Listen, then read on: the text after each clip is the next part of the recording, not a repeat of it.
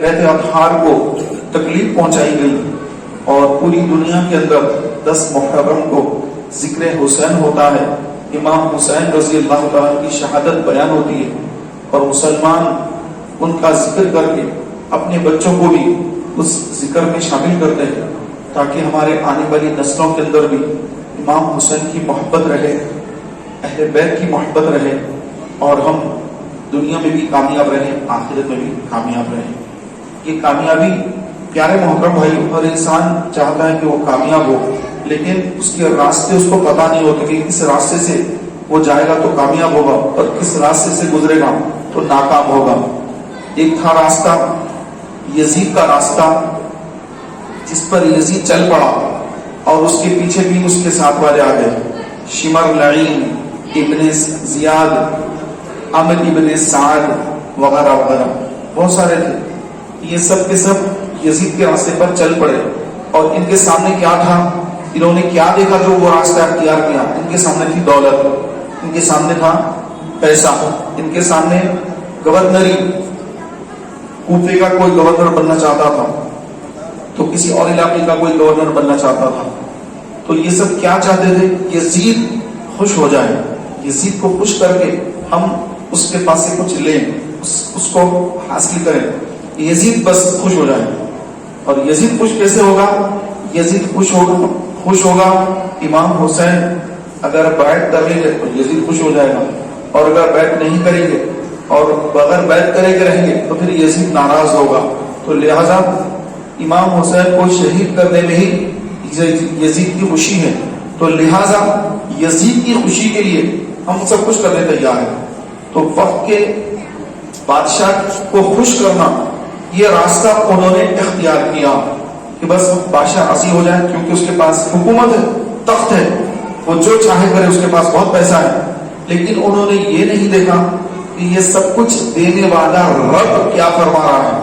وہ رب یہ فرما رہا ہے کہ اے محبوب قل لا اسألکم علیہ اجرا الا المودۃ فی القربى، یزید کو جو کچھ بادشاہت ملی، جو کچھ اس کے پاس تھا، یا جس بادشاہ کو جو کچھ ملتا ہے، فرعون کو بھی بہت کچھ ملا، ہر ایک بادشاہ کو بہت کچھ ملا، بڑے بادشاہ بن گئے، بہت کچھ ان کو ملا، لیکن یہ سب کچھ ملتا کہاں سے؟ دینے والا تو اللہ ہے۔ اللہ تعالیٰ کسی کو بادشاہ بنائے، کسی کو فقیر بنائے، جس کو جو چاہے بنائے۔ تو ان لوگوں نے یہ نہیں دیکھا کہ یزید کو دینے والا رب کیا فرما رہا ہے۔ رب تو یہ فرما رہا ہے کہ اے محبوب آپ لوگوں سے فرما دیجئے کہ میں تم سے کچھ نہیں چاہتا مگر میری آل کی محبت۔ جب حضور علیہ السلام تبلیغ دین فرماتے تھے تو صحابہ کرام یہ چاہتے تھے کہ ہم حضور کی کچھ خدمت کریں، سرکار کی بارگاہ میں لا کے نذرانے وغیرہ پیش کریں۔ تو اللہ تبارک و تعالیٰ عز و جل نے محبوب سے فرمایا کہ محبوب آپ لوگوں سے فرمائیے کہ آپ جو یہ دین کا کام کیے ہیں، لوگوں کو مسلمان بنایا ہے، اس کے بدلے میں یہ پیسہ، یہ کوئی چیز کی ضرورت نہیں ہے، یہ چیز نہیں چاہیے، بلکہ کیا چاہیے؟ اس کے بدلے میں حضور نے جو ہمیں اسلام دیا ہے، اس کے بدلے میں ہم حضور کو کیا دیں؟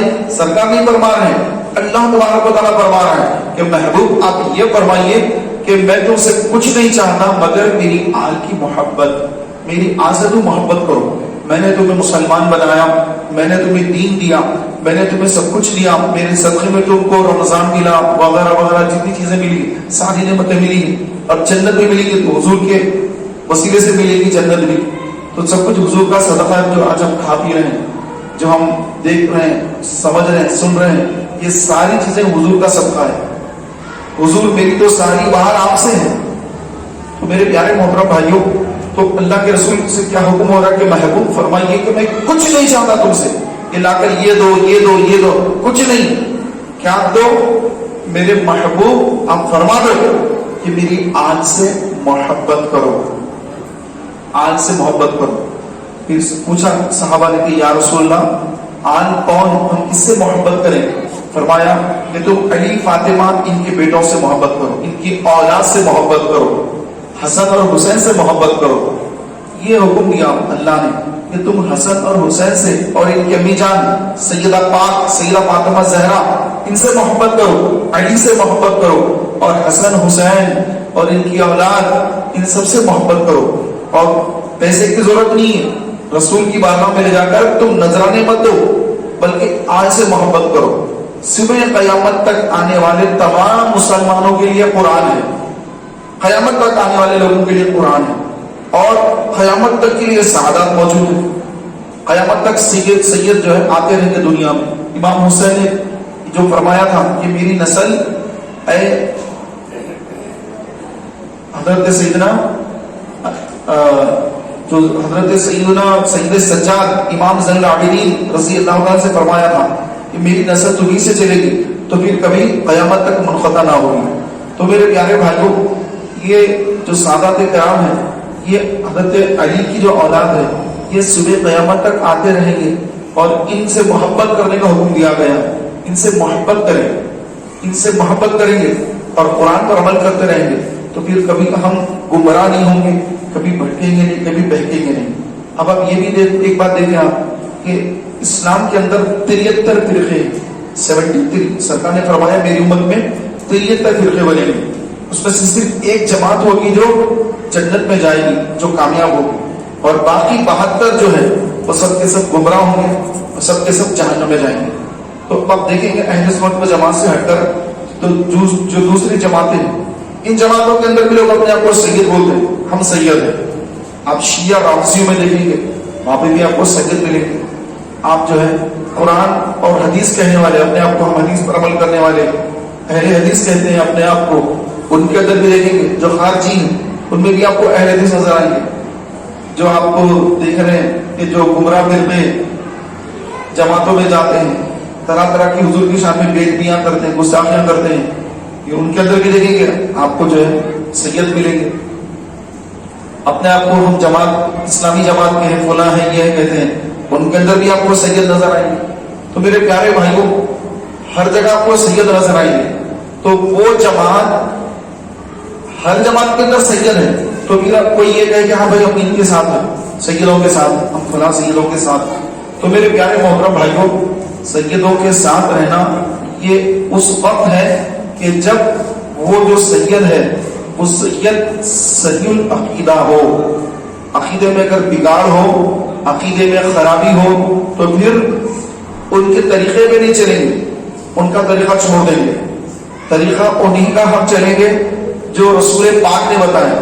अब अगर कोई सैयद रहकर गुमराह हो जाए, अब उस गुमराह के पीछे हम भी भाग रहे हैं तो नहीं, बल्कि अगर कोई सैयद रहकर राफसी बन जाए, अहले हदीस बन जाए, फुला फुला कुछ भी बन जाए, तो हम उसके पीछे नहीं जाएंगे, हम उन्हीं के पीछे जाएंगे जो गौसे आजम, जो गरीब नवाज और जो तमाम बुजुर्गान दीन, औलिया अल्लाह की जमात, जिनको दुनिया अहले सुन्नत व जमात कहती है, जिसको आम फहम में आजकल मसलक के आला हजरत भी कहा जाता है। तो जो अहले सुन्नत व जमात है, तो उसके अंदर जो सैयद है तो वो सही रास्ते पर है, और जो अहले सुन्नत व जमात से हटकर दूसरी तमाम जितनी गुमराह जमातें हैं, इन जमातों में अगर कोई अपने आप को सैयद बोले, अपने आप को जो है मैं फुला हूं बोले, तो हम उसके पीछे नहीं जाएंगे और उससे हम दूर ही रहेंगे। हाँ, अगर उनका अदब करना है तो चूंकि अदब का मकाम है, तो अदब तो हर हम सैयद का करते हैं, अदब तो हर सैयद का करते हैं, हर सैयद का अदब किया जाना चाहिए। लेकिन जो गुमराह फिरकों में सैयद होते हैं तो उनसे, उनके रास्ते पे नहीं चलेंगे, लेकिन नौज़बिल्लाह उनको गाली गलौज देना या उनकी तौहीन करना, ये काम भी नहीं करेंगे। लेकिन रहेंगे हम अहले सुन्नत जमात में और ताज़ीम करेंगे हर सैयद की। अब आपके ज़हन में आएगा कि अरे भाई ऐसे मालूम कि वो सैयद है या नहीं। तो मेरे प्यारे भाइयों, हमें इसकी खोज में जाने की जरूरत नहीं है कि जो अपने आप को सैयद बोले, हमको चाहिए हम उसको सैयद मान ले, ये ना कि उसकी खोज में जाए कि वो है नहीं है, क्या सबूत है, आपका शजरा कहाँ है, ये क्या है, वो क्या है। ये तमाम चीजें छानबीन करने की हमें कोई हाजत नहीं है, हमें कोई इसकी जरूरत नहीं है। एक वाकया मैं अर्ज कर दूं प्यारे भाइयों, एक शहर के अंदर, बहुत बड़ा शहर था, उस शहर में एक सैयदजादी अपने 4 बच्चों को लेकर आ गई, क्योंकि उसके शौहर का इंतकाल हो गया, शौहर का इंतकाल हो गया। तो वो ये 3 छोटे छोटे बच्चों को लेकर वो एक शहर को आ गई कि शायद शहर में मुझे कहीं जगह मिल जाए। तो आकर पूछा लोगों से कि इस शहर में कोई मालदार आदमी है جو میری مدد کر سکے. تو لوگوں نے کہا کہ شہر میں 2 آدمی ہیں جو بہت مالدار ہیں اور پیسے والے کے ساتھ ساتھ ان کا دل بھی ہے، خرچ کرتے ہیں. تو اس نے پوچھا کہ کون ہے؟ وہاں کہ ایک تو مسلمان ہے، ایک مجوسی ہے. مجوسی یعنی آگ کی پرستش کرنے والا، آگ پوجوا، آگ کی پرستش کرنے والا. تو پارسی مجوسی ہے، ایک مسلمان ہے. تو وہ سید زادی نے کہا کہ وہ پارسی کے پاس نہیں بلکہ مسلمان کے پاس جانا چاہیے. چنانچہ وہ مسلمان کے پاس گئی اور جا کر کہا کہ میں ایک سید ہوں، سیدہ ہوں، اور میرے 4 بیٹے یہ ہیں، یہ میرے بیٹے یتیم ہیں، میرے شوہر کا انتقال ہو گیا ہے، آپ میری مدد فرمائیے کہ اس شہر میں مجھے آسرا دیجیے. تو اس مالدار نے پوچھا کہ تم سید ہیں، اس کا ثبوت کیا ہے؟ کیا گارنٹی ہے آپ سید ہیں؟ سوال کیا. تو اس نے کہا، اس سیدہ نے کہا کہ بس میں سید ہوں، میں کہاں سے اپنا نسب لے کے چلوں ساتھ میں تو جو ہے بیوہ ہوں اور یہ میرے چھوٹے چھوٹے بچے ہیں، میرے شوہر کا انتقال ہو گیا ہے. اب نسب کہ میرا نسب کیا ہے یہ تو میں آپ کو نہیں بتا سکتی، بس اتنا ہے کہ میں سید ہوں. اس نے کہا کہ نہیں میں نہیں مانتا، میں نہیں مانتا. تو چلے گی وہاں سے، چلو دوسرے مجوسی کے پاس جا کر کہیں گے.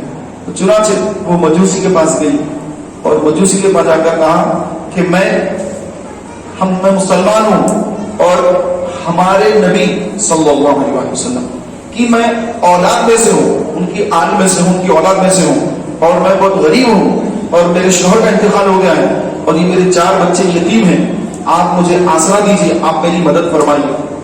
تو اس نے جب سنا کہ یہ مسلمانوں کے نبی کی اولاد میں سے ہے، اس نے کہا اچھا ٹھیک ہے، آپ کو میں رہنے کے لیے جگہ دیتا ہوں، وہ میرا جو گھر ہے وہ خالی ہے، آپ وہاں پہ رہ جائیں، میں کھانے کا انتظام پورا آپ کا کر دوں گا، وہاں رہ جائیں. تو پیارے بھائیوں، اس نے اس سیدہ کی خدمت کی. تو اسی رات مجوسی نے خواب دیکھا، مسلمان نے پہلے خواب دیکھا کہ میدان محشر ہے، ہر طرف لوگ پریشان پھر رہے ہیں، یہ سرکار صلی اللہ علیہ وسلم اس کو زیارت نصیب ہوگی. تو اس نے جا کر کہا کہ یا رسول اللہ آپ میری شفاعت فرمائیے. تو سرکار علیہ السلام نے اس سے پوچھا کہ تو کون ہے؟ تو اس نے عرض کیا کہ یا رسول اللہ میں تو مسلمان آپ کا امتی ہوں. تو سرکار نے پوچھا تو میرا امتی ہے، اس کا ثبوت کیا ہے؟ کیا ثبوت اس کا کہ تو میرا امتی ہے؟ نیند سے بیدار ہو گیا اور سوچنے لگا کہ کیا معاملہ آپ کے حضور علیہ السلام مجھ سے یہ پوچھ رہے ہیں. فوراً یاد آ گیا کہ آج دن میں میرے پاس ایک غریب بیوہ سیدہ مدد کے لیے آئی تھی اور میں نے یہ پوچھا تھا کہ کیا ثبوت ہے کہ تم سید ہو؟ تو سرکار صلی اللہ علیہ وسلم خواب میں آ کر یہ فرما رہے ہیں کہ میں مسلمان ہوں، اس کا کیا ثبوت ہے؟ میں تو جو ہے آخرت میں پھنسنے والا ہوں. اب گھبرا کر نیند سے بیدار ہو کر صبح فجر کے ساتھ ہی نکلا شہر میں اور لوگوں سے پوچھنے لگا کہ وہ ایک سیدہ 4 بچوں کو لے کر ادھر سے گئی کیا، کہ آپ نے دیکھا کیا؟ لوگوں سے پوچھنا شروع کر دیا. تو پیارے بھائیوں، لوگوں نے بتایا کہ ہاں ہم نے دیکھا ہے کہ وہ غریب عورت، وہ سیدہ 4 یتیم بچوں کے ساتھ فلاں مجوسی کے پاس گئی ہے اور پتہ یہ چلا کہ وہ مجوسی نے اس کو وہاں پر رکھ لیا ہے اور گھر میں اچھا گھر دے کر رکھا ہے، بڑی خدمت کیا ہے اس نے. تو یہ فوراً مجوسی کے گھر پہنچا اور کہا کہ اے مجوسی، وہ جو تمہارے پاس ہماری مسلمان عورت آئی ہے، وہ مسلمان عورت اور اس کے 4 بچے ہمیں واپس دو، کیونکہ تم مجوسی ہو اور میں مسلمان ہوں، تو لہذا میری خدمت جو ہے یہ زیادہ سزاوار کہ میں ان کی خدمت کروں، لہذا تم مجھے وہ بچے اور ان کی ماں کو میرے حوالے کرو، مجھے ان کی خدمت کرنا ہے. تو مجوسی جو مسکرائے کہ اے مسلمان، یہ تو کیا سمجھتا ہے؟ کیا رسول پاک کیا تیری خواب میں آئے؟ ارے رات میں میرے آقا علیہ السلام میرے خواب میں بھی تشریف لائے اور مجھ سے خوش ہوئے اور مجھے کلمہ پڑھا کر انہوں نے مسلمان بنا دیا ہے. اور اب تو یہ چاہتا ہے کہ میں سید کی خدمت کر کے جو جنت کو حاصل کیا میں نے، اور جنت میں جو اللہ نے مجھے گھر عطا فرمایا ہے، کیا تو مجھ سے گھر لینا چاہتا ہے؟ واپس لوٹ جا ان سادات کی خدمت میرا یہ مقدر بن چکی ہے. وہ رونے لگ گیا، اس سے یہ کیا ہو گیا. تو میرے پیارے بھائیوں، آج بھی قیامت تک رسول پاک علیہ الصلوۃ والسلام کی، آل پاک کی جو خدمت کرتا ہے، ان کو خوش کرتا ہے، اس سے رسول اعظم خوش ہوتے ہیں، اور جو ان کو ناراض کرتا ہے اس سے رسول پاک بھی ناراض ہوتے ہیں. حضرت عبداللہ بن مبارک رحمۃ اللہ تعالیٰ، یہ بہت بڑے محدث گزرے ہیں، کتب میں ان کا نام بڑی عزت کے ساتھ ان کا نام لیا جاتا ہے، حضرت عبداللہ بن مبارک رحمۃ اللہ. تو ایک مرتبہ آپ کا آمنا سامنا ایک سید صاحب سے ہوا.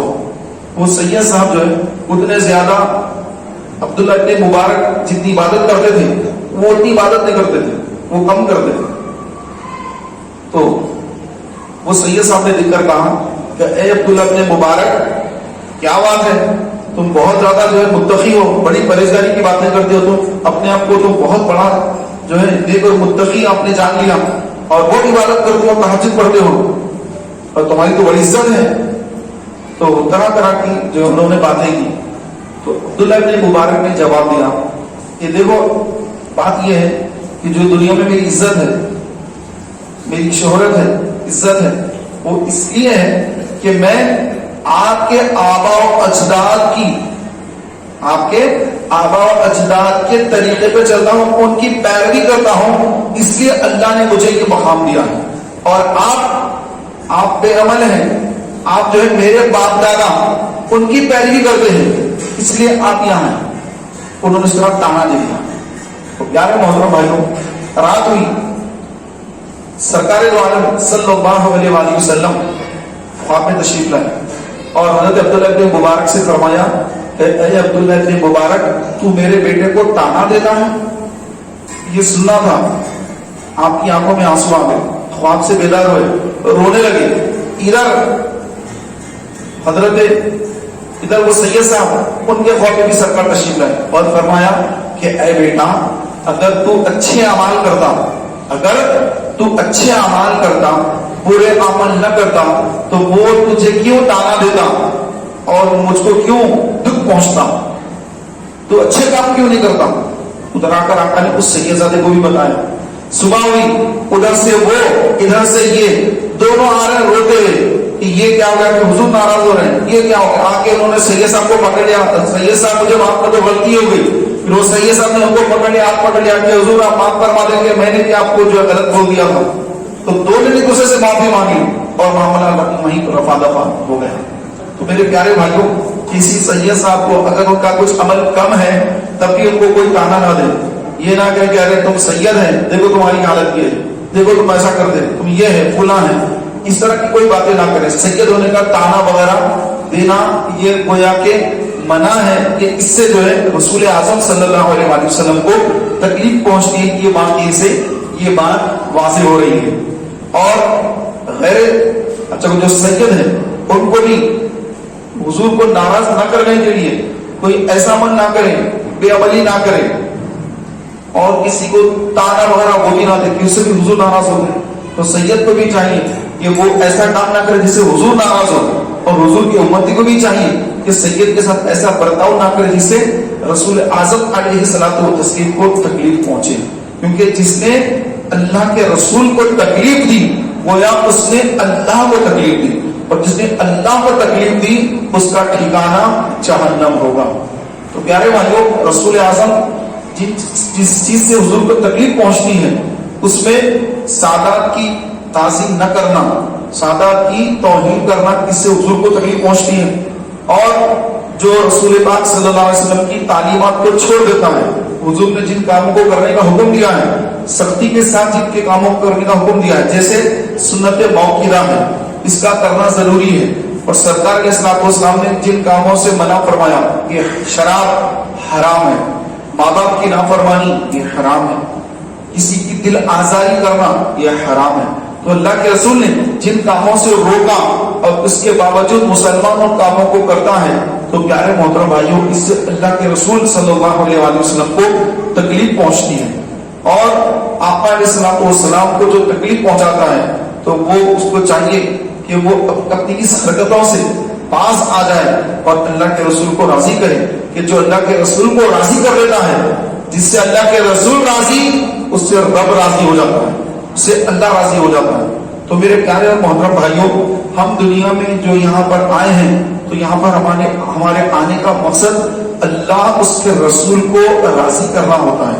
इनको नाराज करके हम अगर जमाने के यजीद को राजी करेंगे तो कुछ मिलने वाला नहीं है। यजीद जिनसे खुश होना समझे थे, और सब के सब उनकी सारी की सारी जितना जो उन्होंने अपनी आखिरत तबाह करके जो दुनिया कमाना चाहा, तो ना उनको आखिरत मिली और ना दुनिया मिली। दुनिया में भी यजीद ने उनको जलील करके निकाल दिया और पलट गया।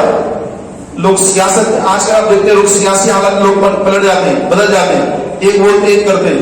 यजीद भी ऐसे ही था। यजीद ने पहले क्या किया, इमाम हुसैन के कत्ल पर लोगों को उभारा। जब इमाम हुसैन को शहीद कर दिया गया, अब बदल गया, कहने लगा कि तुमने इमाम हुसैन को क्यों शहीद कर दिया? मैं तो चाहता था कि तुम उनको यहाँ पर ले आते, मेरे पास ले आते, हम बैठ के बात कर लेते, बातचीत हो जाती, सुलह सफाई हो जाती, ये हो जाता, वो हो जाता। बदल गया। पहले लोगों को उभारा कि तुम हुसैन को लेकर आओ, उनका सर लेकर आओ, तो जो उनका सर लाएगा मैं यूं कर दूंगा, उसको यूं दूंगा।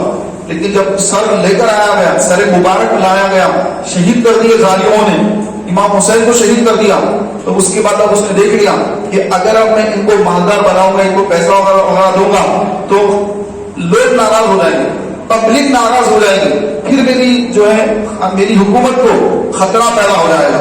लिहाजा पब्लिक का जो माइंड चल रहा है वो हुसैन के साथ इनका माइंड चल रहा है। लिहाजा काफिला ने हुसैन को अब कोई इनाम वगैरह ना दिया जाए, बल्कि उनको छोड़ दिया जाए, उनको सजा भी नहीं दी, उससे छोड़ दिया उनको।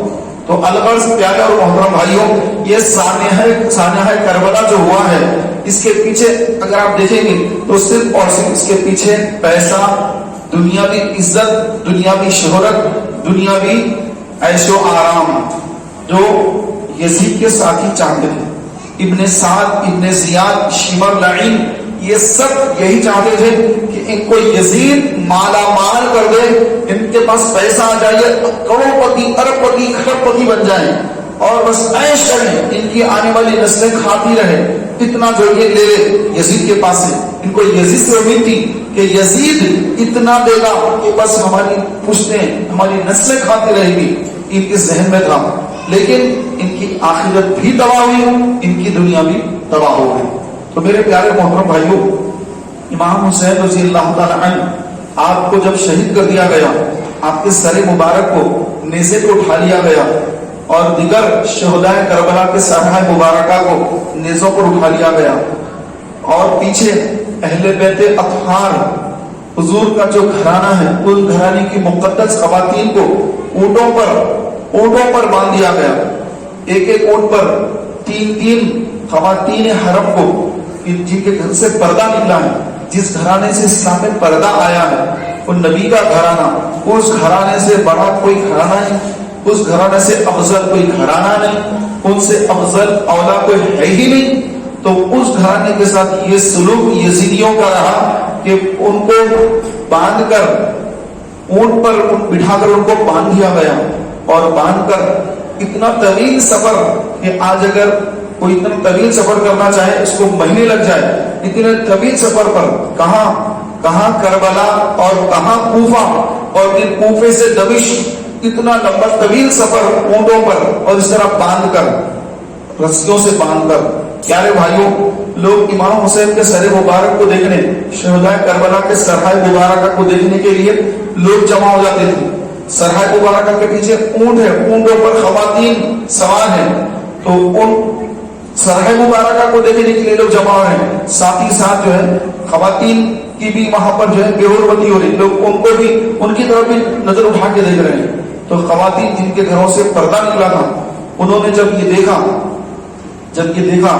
कि लोग जमा हो रहे हैं, जिस शहर में जाते हैं, जिस इलाके से गुजरते हैं, लोग जमा हो जाते हैं, सराय मुबारक को देखने के लिए लोग जमा हो जाते हैं। तो फिर उन्होंने एक शख्स को, जो उनसे मोहब्बत का दावा किया कि मैं तो अहले बैत से बहुत मोहब्बत करता हूँ, मेरे लिए कोई खिदमत है तो बताइए।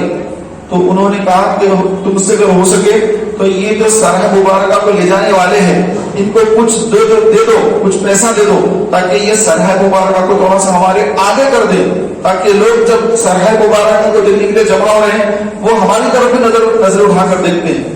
تو میرے پیارے محترم بھائیوں، اس شخص نے جو اس وقت اہل بیت اطہار کی محبت میں رو رہے تھے اور غم میں رو رہے تھے، تو انہوں نے وہ جن کے ہاتھوں میں نیزے تھے، جن کے نیزوں پر امام حسین دیگر شہداء کے سرائے مبارکہ اس کے اوپر تھے، تو ان کو پیسہ دیا، آگے جانے کا حکم دیا کہ تم تھوڑا آگے چلے جاؤ، اور وہ لوگ پیسے بھی سب کرنے تیار تھے۔ تو یہ کام کے لیے بھی انہوں نے پیسے لے کر یہ کام نہیں کیا، چنانچہ ان کو آگے بڑھایا گیا۔ تو میرے پیارے محترم بھائیوں، یزید کے پاس جب یہ سرائے مبارکہ پہنچے تو یزید نے ان سرائے مبارکہ کے ساتھ بدتمیزیاں کی، توہین کی، اور وہاں پر جو اہل بیت تھے اور جو اہل ایمان جو بھی اس میں سے امام حسین کے چاہنے والے تھے ان کو بڑی تکلیف پہنچی یزید کی حرکتوں سے کہ چھڑی لے کر اس نے حضور علیہ الصلوۃ والسلام کے نواسے رسول امام حسین رضی اللہ عنہ کے مبارک لبہائے مبارکہ کو اس نے اپنی ناپاک چھڑی سے اس کو چھونے کی جسارت کی، جس پر وہاں پر ایک صحابی تھے، انہوں نے جب یہ دیکھا ان کو بڑی تکلیف ہوئی، بڑا ان کو جو جلال آیا کہ یزید اپنی ناپاک چھڑی امام حسین کے لبہ مبارکہ کو لگا رہا ہے۔ تو انہوں نے کہا کہ اپنی چھڑی ہٹا لے اے یزید پلید، کہ میں نے دیکھا کہ رسول پاک علیہ الصلوۃ والسلام ان لبہائے مبارکہ کو چوما کرتے تھے، لہذا تو اپنی ناپاک چھڑی ہٹا لے۔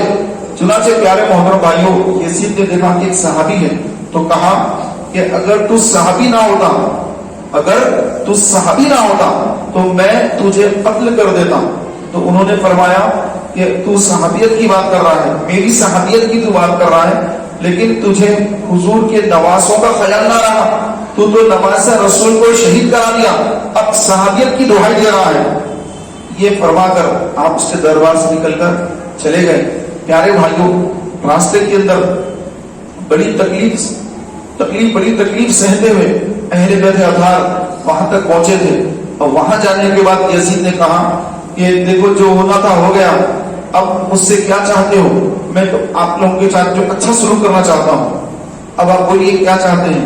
تو امام زین العابدین رضی اللہ تعالیٰ عنہ نے فرمایا تھا کہ 3 باتیں، ایک تو کل کا بیان جمعہ کا، دوسرا امام حسین کو شہید کرنے والے کو میرے حوالے کریں، تیسرا ہمیں مدینے جانے دیا جائے۔ تو اس نے کہا ٹھیک ہے، 3 باتیں بھی قبول ہیں۔ لہذا پہلے جو اس نے کہا کہ امام حسین کو کس نے شہید کیا، تو سب ڈر کر بھاگ گئے، شہید کرنے والے شمر لعین وغیرہ وغیرہ جو تھے سب بھاگ گئے کہ نہیں اگر ہم پکڑے جائیں گے تو مارے جائیں گے، نکل کر بھاگے۔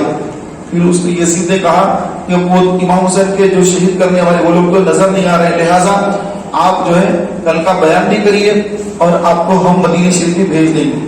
چنانچہ آپ نے بیان فرمایا، آپ کا بیان سن کر لوگ رونے لگے، لوگوں کی آنکھوں میں آنسو آ گئے۔ یزید گھبرا گیا کہ نہ جانے پبلک مجھ سے ناراض نہ ہو جائے، کس طرح سے جلدی بیان ختم کروایا۔ پھر اذان کہی، اقامت ہوئی، نماز کے بعد دوسرے دن پھر اس نے کہا کہ میں اہل بیت اطہار کو فلاں کے ساتھ مدینے روانہ کرتا ہوں، چنانچہ مدینے بھیج دیا۔ پیارے بھائیوں، مدینہ منورہ آنے کے بعد امام زین العابدین رضی اللہ تعالیٰ عنہ حضور کے روضے پر حاضر ہوئے اور رو کر سلام عرض کیا، اور اس کے بعد سارے واقعات حضور علیہ السلام کی بارگاہ میں رو کر سنائے کہ یا رسول اللہ آپ کی آل کے ساتھ دیکھیے کیا ہوا، آپ کو اس نے کیا کیا، آپ کے ساتھ اس نے کیا کیا، سب کا معاملہ آپ نے آ کر حضور کی بارگاہ میں پیش کیا۔ اگرچہ کہ اللہ کی عطا سے حضور صلی اللہ علیہ وسلم سب دیکھ رہے تھے، میدان کربلا میں کیا ہو رہا تھا آقا دیکھ رہے تھے، میدان کربلا کے بعد کیا ہوا، سرحۂ مبارکہ کے ساتھ کیا ہوا، آقا اللہ کی عطا سے وہ بھی دیکھ رہے تھے۔ لیکن ایک ہوتا ہے نا کہ آدمی کو جب کوئی تکلیف پہنچتی ہے تو پھر جب اپنوں کے پاس جاتا ہے تو پوری بات دل کی جو ہے، جو دل کے اندر جو دکھ ہے وہ سارے دکھ وہ اپنوں کو سناتا ہے۔ اور وہ اپنے نانا جان کی بارگاہ میں آئے تھے اور انہوں نے اپنا سب دکھ اور غم حضور کی بارگاہ میں سنایا، پیش کیا۔ پیارے بھائیوں، یزید لعین، یزید پلید جو تھا، اس کے دل میں اہل بیت کی بڑی دشمنی بیٹھی ہوئی تھی. اس نے ایک جملہ بھی کہا تھا جس پر اس کو امام احمد بن حنبل رحمۃ اللہ تعالی علیہ نے کفر کا فتویٰ دیا. اس کو کافر کا بھی فتویٰ دیا امام احمد بن حنبل نے اس جملے پر. وہ جملہ کیا تھا؟ وہ جملہ یہ تھا، اس نے یہ کہا کہ میدان بدر میں جب محمد صلی اللہ علیہ وآلہ وسلم اور ان کے ساتھیوں نے ہمارے آبا و اجداد کو جو قتل کیا تھا اس کا بدلہ میں نے کربلا میں لے لیا. اس نے یہ کہا جبکہ بدر، یہ بدر کی جو جنگ ہے، جو غزوہ بدر ہے، اس میں خود بنفس نفیس رسول کریم صلی اللہ علیہ وسلم موجود تھے اور اس میں 70 کافر مارے گئے، 35 کافر مارے گئے اور باقی کو جو ہے ان کو 70 مارے گئے اور 70 جو ہے گرفتار کر کے لائے گئے. تو وہ جنگ مسلمانوں نے جیتی. تو پیارے بھائیوں، وہ جنگ کے بارے میں قرآن کی آیتیں بھی نازل ہیں، قرآن میں بھی اس کا ذکر موجود ہے.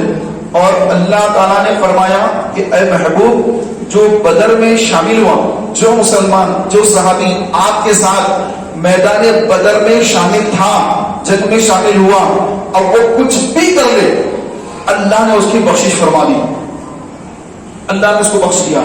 تو یہ مقام ہے بدری صحابہ جو بدر میں شریک ہو گئے. 313 بدری صحابہ، ان کے بارے میں یہ فرما دیا گیا وہ کچھ بھی کریں ان کے لیے جنت پکی.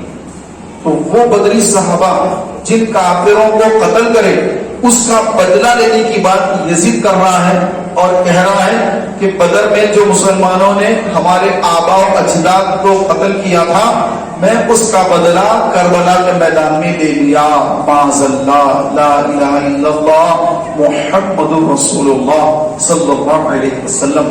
تو اس بنیاد پر امام احمد بن حنبل رحمۃ اللہ علیہ اور دیگر ائمہ نے اس کو کافر کہا ہے. اور ہمارے امام اعظم ابو حنیفہ رحمۃ اللہ تعالی علیہ، آپ نے خاموشی اختیار فرمائی اور اس کے بارے میں کچھ بھی ارشاد نہیں فرمایا کہ یزید نے جو کچھ کیا اس کا حساب اس سے اللہ لینے والا ہے. آپ نے سکوت اختیار فرمایا، خاموشی اختیار فرمائی. تو جو حنفی ہیں تو وہ سکوت کرتے ہیں اور امام احمد بن حنبل کے ماننے والے حنبلی جو ہیں وہ اس کو کافر مانتے ہیں. تو الغرض اس کو کافر مانے یا یہ یزید کہہ دیں تو ہمارے نزدیک تو یزید اتنی بری چیز ہے. کافر جو ہے نا، کافر ایک عام کافر جو ہوتا ہے وہ بھی جو کسی انسان کو پانی پلا دیتا ہے، کسی پہ ظلم نہیں کرتا. ایک عام کافر بھی کسی پہ زیادہ ظلم نہیں کرتا. تو یزید تو کافر سے بھی بدتر ہے کہ اس نے تو اپنے نبی جن کا وہ کلمہ پڑھتا ہے ان کے نبی کی آل کے ساتھ اس نے یہ سلوک کیا. تو یہ کوئی معمولی گناہ نہیں، یہ اتنا عظیم گناہ ہے، اتنا بڑا گناہ ہے کہ کفر تو جو ہے کفر ہے، جس نے اللہ کا انکار کیا وہ کفر ہے. لیکن یہ اہل بیت نبوت کے ساتھ اس کی جو زیادتیاں ہیں، الامان. اللہ تبارک و تعالی ہمیں یزیدیوں سے محفوظ رکھے کہ یہ آج تک چلے آ رہے ہیں. ایسا نہیں کہ یزید جو ہے 2 سال 2.5 سال کے بعد مر گیا تھا، اس کی ساری اولادیں ختم ہو گئی تھی، لیکن اس کی جو ذہنیت والے رکھنے والے جو لوگ ہیں وہ ابھی بھی موجود ہے پیارے بھائیوں. اور یہ آتے رہیں گے، ہر دور میں آتے رہیں گے. آج کے دور میں بھی موجود ہیں، آج بھی یزید کو چاہنے والے موجود ہیں، آج بھی یزید کو چاہنے والے موجود ہیں جو تقریریں کرتے ہیں، بیانات کرتے ہیں. اس میں یزید پلید کا جب نام آتا ہے تو بڑی عزت سے نام لیتے ہیں. امیر المومنین کہہ رہے ہیں اس کو، معذاللہ امیر المومنین یزید کہہ رہے ہیں، امیر المومنین یزید رضی اللہ تعالی عنہ کہہ رہے ہیں. استغفر اللہ استغفر اللہ. تو یہ پتا چلا کہ یزید تو ختم ہو گیا، لیکن یزید کے ماننے والے، یزیدی سوچ رکھنے والے آج بھی زندہ ہے، آج بھی ان کے اندر یزیدیت موجود ہے. اور اس یزیدیت کو ختم کرنے کے لیے الحمدللہ ہم حسین غلام بھی موجود ہیں. ہم کا جواب دینے والے امام حسین کے غلام موجود ہیں. ہر دور میں انشاءاللہ تبارک و تعالیٰ ان کا جو منہ توڑ جواب دیا جاتا رہے گا. پیارے اور محترم بھائیوں، ان یزیدیوں سے بھی بچنا ہے. اور امام حسین کا جو نام لے کر، امام حسین کا نام لے کر जो सहाबा कराम वाले रिजवान को गालियां देते हैं, ऐसे राफजियों से भी बचना है और उन पर भी मुंह तोड़ जवाब देना है। प्यारे भाइयों, मुहर्रम का महीना क्या आता है, और बहुत सारे सुन्नी भाई शियायत में, राफजियत में एक कदम रख देते हैं। वो कैसे मातम देखने जाकर, वो कैसे मेला लगता है, मेला देखने जाकर, और उसके बाद फिर वहां घटिया चढ़ाकर, अलमों के पास जाकर, वहां मन्नतें मांगकर, तरह तरह की हरकतें करके राफजियत, शियायत की तरफ, राफजियत की तरफ ये उनके कदम बढ़ना शुरू हो जाते हैं।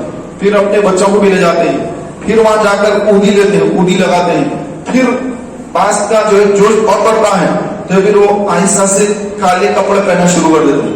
काला शर्ट पहन लिया, काला कुर्ता पहन लिया, फिर आहिस्ता से कभी जो है काला पैंट भी पहन लिया। अब उसके बाद जो है फिर उनकी मजलिसों में जाना शुरू कर देते हैं। अरे भाई यहाँ तो अहले बैत से बड़ी मोहब्बत है। तो ये समझ कर प्यारे और मोहतरम भाइयों, वो आहिस्ता आहिस्ता वो राफजियत के रंग में रंगे जाना शुरू हो जाते हैं। कम वर्दी को सुन्नी भी रहकर इसी अगर ऐसे राफजियत सदा अगर किसी पीर के हाथ पर बैठ हो गया गलती से अगर, तो फिर वो पीर ले डाल देगा राफजियों के कदमों में से, तो पक्का राफजी बन जाएगा। तो मेरे प्यारे भाइयों, हमको जो है ना राफजियत में ना खारजियत में, हमको रहना है अहले सुन्नत में, ताकि आखिरत में हमारा बेड़ा पार हो, हम जहन्नम से बचें। तो जहन्नम से बचना है, राफजियों के से पीछे रहे, राफजियों से दूर रहे, खारजियों से दूर रहे। तो किसके साथ रहे?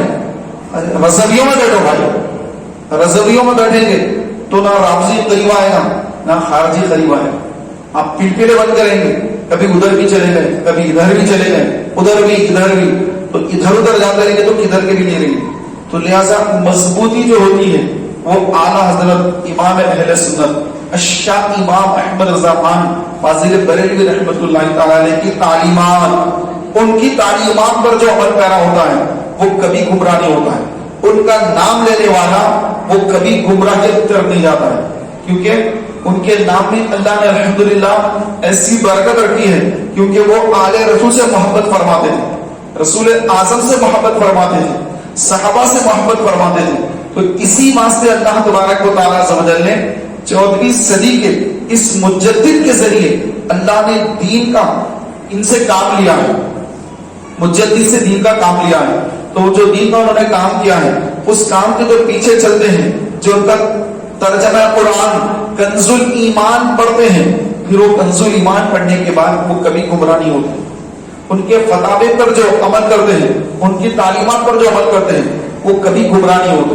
तो आज के इस नाजुक तरीन दौर में अपने ईमान को राफजियत और खारजियत और दीगर हर किस्म की गुमराहियत से अगर हम अपने आप को बचाना चाहते हैं, तो प्यारे और मोहतरम भाइयों, आला हज़रत इमाम अहले सुन्नत के रास्ते पर चले।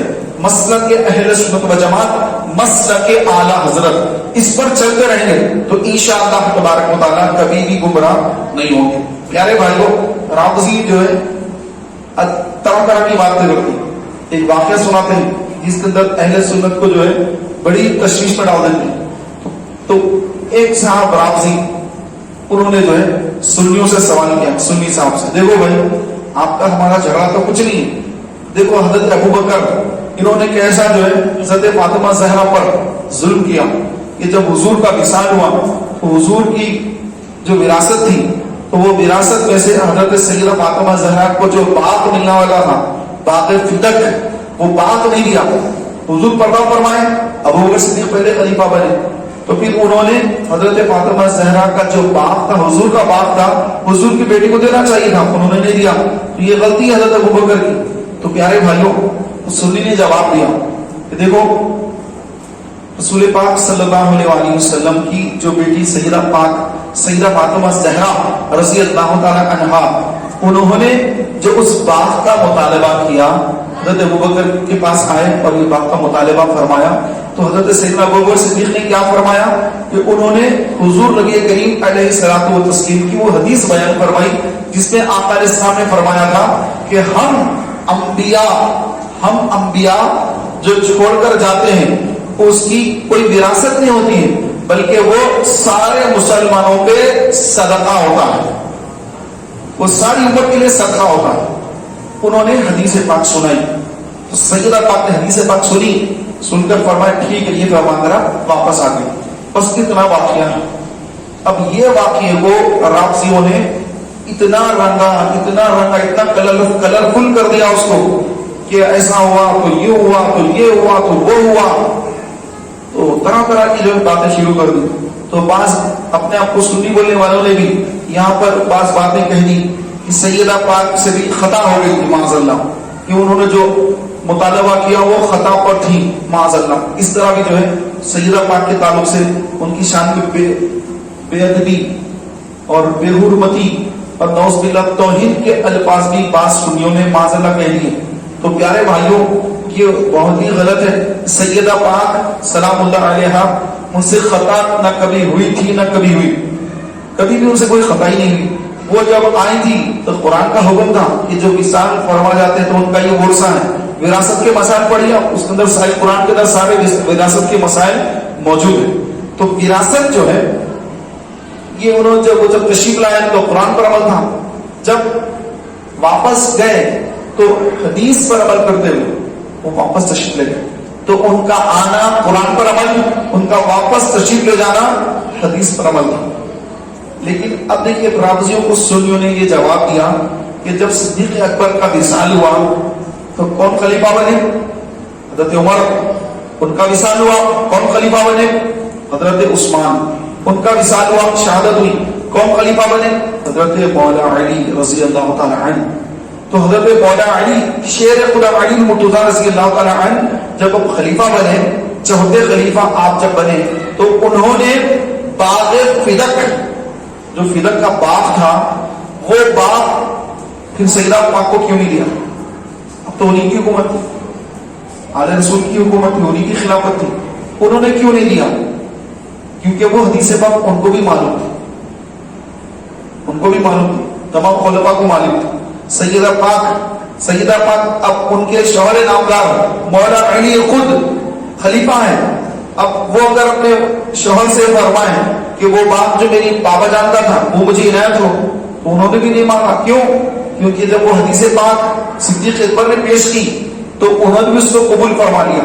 تو مولا علی رضی اللہ تعالیٰ عنہ کے دور میں مولا علی نے ہی وہ باغ نہیں لیا، بلکہ وہ باغ صدیق اکبر کے دور سے مولا علی تک، مولا علی سے لے کر اب تک وہ باغ مسلمانوں کے لیے صدقہ ہے، اور اس باغ سے جو بھی آمدنی ہوتی ہے آج بھی مسلمانوں پہ خرچ ہوتی ہے، آج بھی مسلمانوں پہ خرچ ہوتی ہے۔